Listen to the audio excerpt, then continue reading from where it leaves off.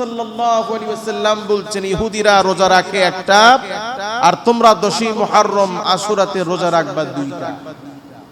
তো রোজার মতো একটি ইবাদত, সেটিও যেন কাফির মুশরিকদের সাথে মিশে না যায়। এইজন্য রাসূল সাল্লাল্লাহু আলাইহি ওয়াসাল্লাম আমাদেরকে রাখতে বলেছেন কয়টা? রোজা একটি ইবাদত, এটাও যেন তাদের সাথে মিশে না যায়, তাদের মতো না হয়ে যায়। এইজন্য আল্লাহর রাসূল খিলাফের মধ্যে আমি আল্লাহ পাক 4টি মাসকে আলাদাভাবে সম্মানিত করেছি, মর্যাদা দিয়েছি। সুবহানাল্লাহ বলে। সেই মর্যাদাপূর্ণ মাস 4 মাস। নবী সাল্লাল্লাহু আলাইহি ওয়াসাল্লাম বলেছেন এই 4 মাসের মধ্যে 3টি মাস হচ্ছে ধারাবাহিক।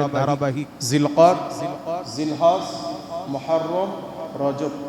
এই 4টি মাসকে আল্লাহ পাক সম্মানিত করেছেন এবং সৃষ্টির সূচনা লগ্ন থেকে এই 4টি মাস হচ্ছে হুরুমের মাস।